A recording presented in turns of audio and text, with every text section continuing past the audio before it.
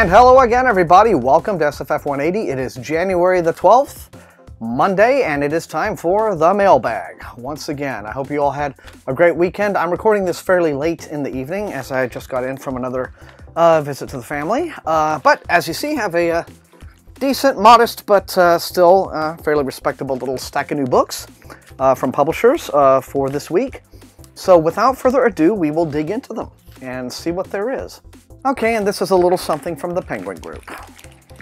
Okay, well this is billed as a horror novel. It's a little thing called Drifters. The author is John L. Campbell, and it says it is an Omega Days novel. So, well let's have, okay, well apparently this is the third book in this series. Previously Omega Days and Ship of the Dead. Publishers Weekly calls it an impressively convincing vision of a world suddenly gone insane. The maelstrom that Campbell creates is a somber portrayal of the human capacity for both selfishness and, more rarely, altruism. That's bleak. He effectively builds a mood of terror that sweeps the reader along in this powerful example of zombie thriller genre at its best. Well, there we go then. Now we know what kind of book it is.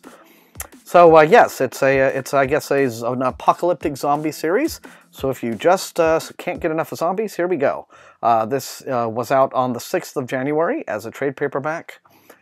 From Berkeley. So, yeah, Drifters by John L. Campbell for all your brain-eating zombie needs.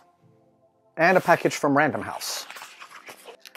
And they have sent me Brandon Sanderson's Firefight at last. Very nice to hear from Brandon's young adult publicists. It's a different team than the people who handle his stuff for Tor. Like, you know, the Mistborn and the Stormlight novels. So anyway, but this is Firefight, and as you all know, it's out. It came out on January the 6th, and it's the sequel to Steelheart. So now I have no excuse not to get these both up on the channel. You know, Brandon Sanderson, for pretty much all his career, has basically been writing superhero stories, has he not? Right? It's all about these characters who have these superpowers and do really cool things with these superpowers. And now he's just flat out come out with a straight-up superhero young adult series, and here we are. So yeah, they call it a Marvel comic-style mix of violently destructive battles, fabulous feats, and ongoing inner wrestling over morality and identity. So Firefight from Brandon Sanderson. And this is going to be a Tor title, I can tell. Always nice to come home to a new stack of stuff. Okay, what is this? This is... Alright, this is a book called Inside a Silver Box. It's by Walter Mosley from Tor. And, you know, Walter Mosley is a guy who kind of bounces back and forth between science fiction and crime fiction.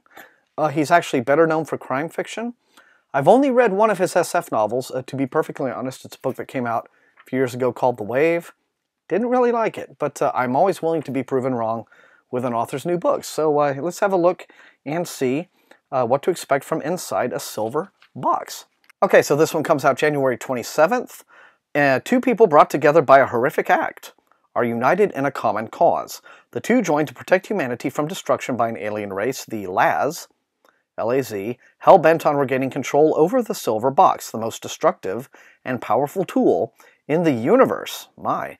The Silver Box will stop at nothing to prevent its former master from returning to being, even if it means finishing off the Earth itself. Walter Mosley's talent knows no bounds, they claim.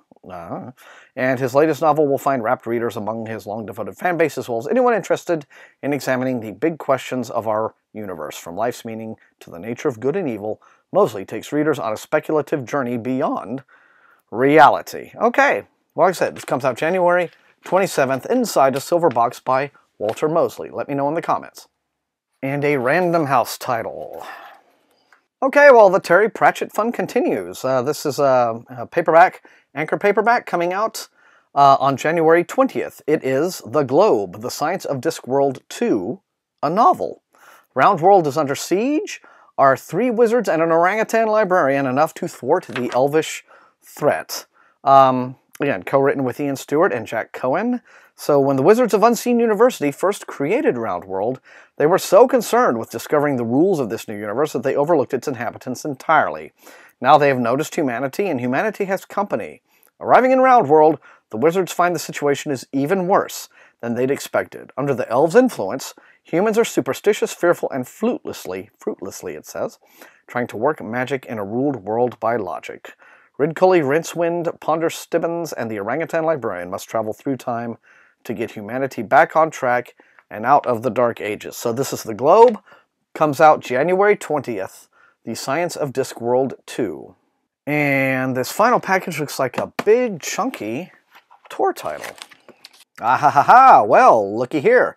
If you have watched my 15 in 15 video, my most anticipated books for the new year, and if you haven't watched it, what the hell is wrong with you? Go watch that right now. This is The Whispering Swarm. It is the first new novel by epic fantasy legend Michael Moorcock in 9 years.